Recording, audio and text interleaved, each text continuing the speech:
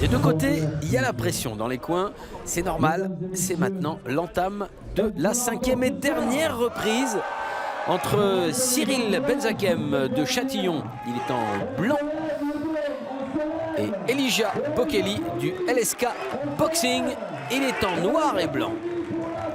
Ça a été très équilibré, mais à partir de l'avant-dernier round, comme vous l'avez constaté, eh bien, Elijah Bokeli a commencé à prendre le meilleur. Va-t-il confirmer? C'est maintenant la réponse.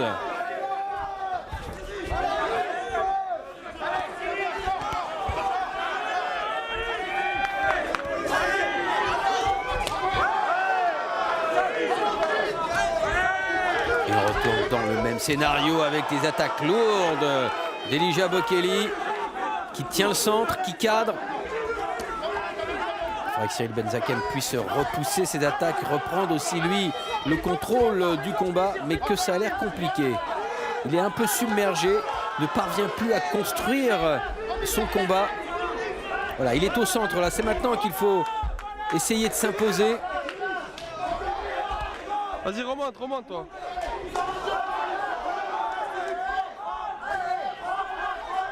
Oui, c'était pourtant bien fait, mais pas suffisant pour mettre en danger Bokeli. Il s'est un peu moqué d'ailleurs des attaques sans conséquence de son adversaire. Un petit peu d'intox là, ça fait pas de mal. Ça permet de prendre aussi l'ascendant psychologique. Oh là, la fatigue, cette chute qui trahit des problèmes d'appui. Il a pris quelques bons low kicks aussi, Cyril Benzakem. C'est pas innocent.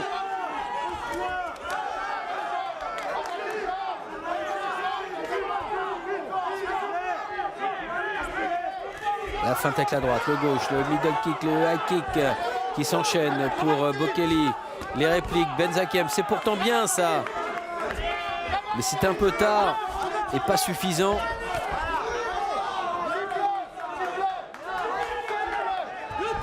Ouais, bien fait ça sur la jambe d'appui. Bokeli qui remet une petite louche là avec les poings. Il a dominé, il sait qu'il est en avance. Il faudrait maintenant qu'il y ait un knockdown ou pire un KO pour changer le cours de ce combat. On a vu encore Cyril Benzakem partir déséquilibré après la frappe sur ses jambes. Et pourtant, on le sent, le potentiel chez le boxeur de Châtillon. Mais il n'arrive pas à le faire sortir, justement. Dans la boîte à outils, il y a les outils, mais parfois, il manque le mode d'emploi pour bien s'en servir. Et là, a priori, tactiquement, il n'arrive pas. Puis il y a aussi un problème de conditions physiques, peut-être.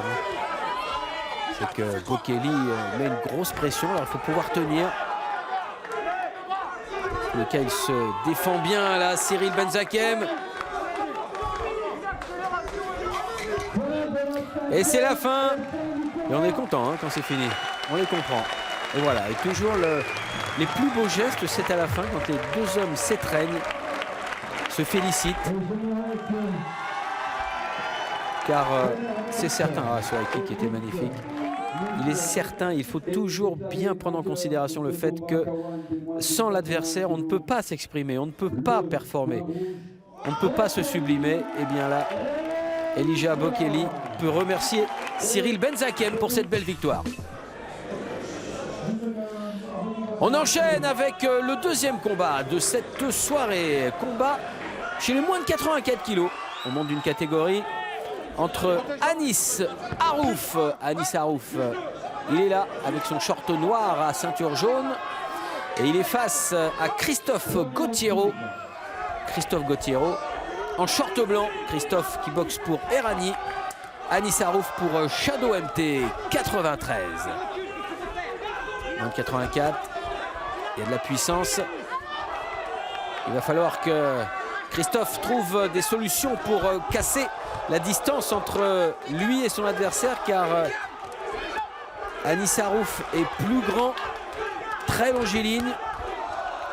Donc Christophe doit rentrer à l'intérieur de la garde de son adversaire, ça veut dire prendre des risques. Et oui, toujours un petit peu problématique ça.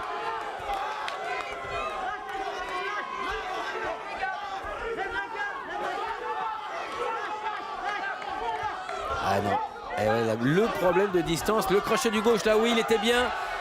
Ah, le middle kick qui est un petit peu désynchronisé quand même. Hein.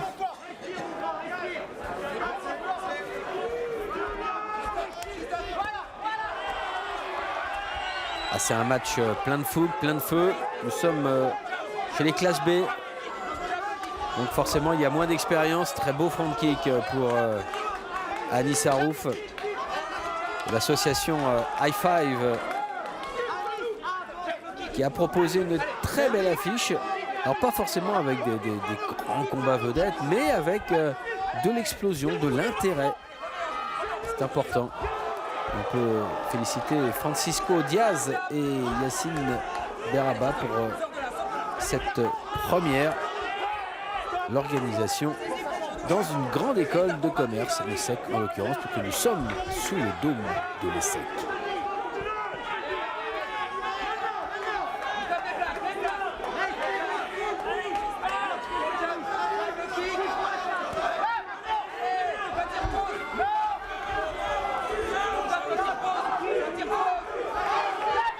Encore le front kick. Bah oui, il a raison, il essaye de le tenir à distance. C'était pourtant bien joli ça. Très très joli de la part de Christophe Gautiero.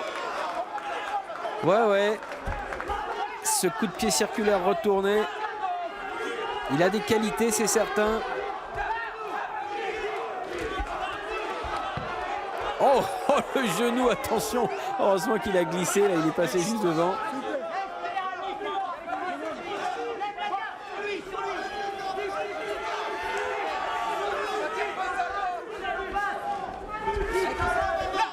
Middle.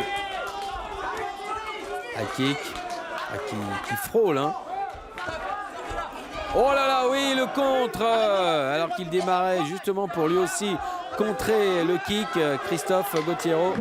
Il s'est fait piquer. C'est la fin du premier round. Regardez le kick, pardon. Le terrible front kick. Déséquilibre. Oh, le side. Dessus, là, il est en train de se rassurer, Christophe. Qu'est-ce que tu fous? Christophe, il fait ça. Hey, il fait ça à 2 balles. Toi, tu reposes la jambe, toi, chaque fois. Respire, lève les bras. Lève les bras.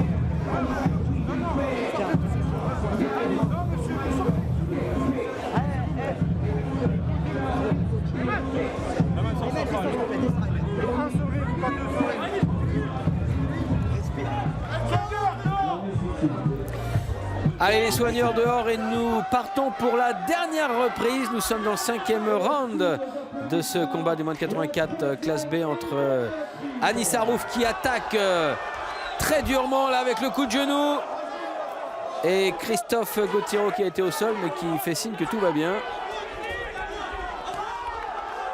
Même si il est un peu saisi quand même. Normalement, on est dans les règles du kickboxing. Hein. On ne doit pas saisir comme ça. Règle K1, donc un coup de genou et on doit ressortir. Hein. Front kick. Voilà, l'arbitre qui intervient très vite pour les séparer. C'est que c'est chaud là. C'est chaud bouillant sous le dôme de l'ESSEC.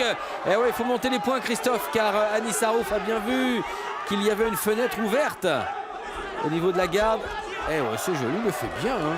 Oh là! Terrible, terrible le coup de poing à la volée. Il tente tout, Christophe, et c'est pas le courage qui lui manque. Hein. Voilà un combattant plein de verve, truculent, qui essaye des choses, qui ne se laisse pas démonter.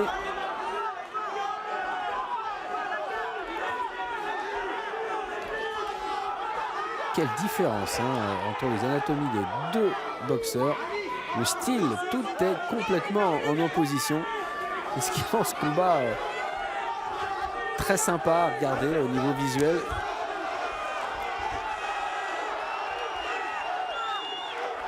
Il n'y a pas de la technique très élaborée, mais à la décharge des deux protagonistes, il faut quand même bien se rendre compte. Donc, nous sommes dans les classes B, hein, donc on est encore au stade de l'apprentissage, hein, donc c'est normal.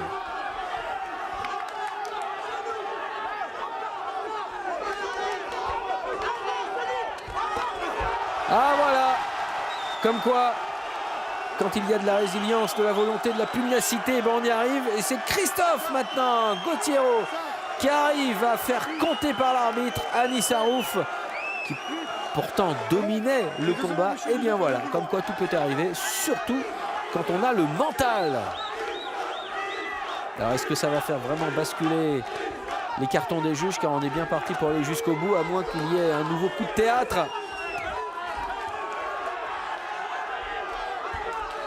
Ah, ça vibre sous le dôme de l'Essec. On voulait de l'action, on en a. Voilà. Voilà. Attention aux accrochages. Oh, et le low kick, et encore.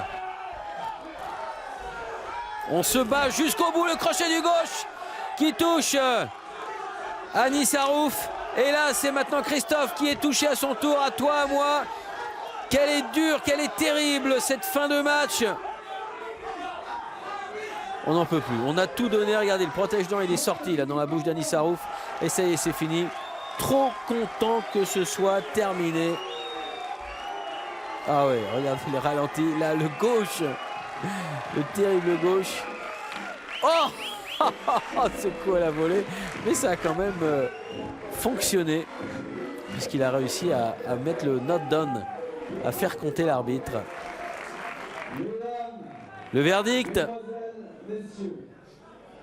Et déclaré vainqueur de ce combat espoir, Kawan, le coin rouge. Et voilà, très très belle victoire. Bravo à Anis Arouf.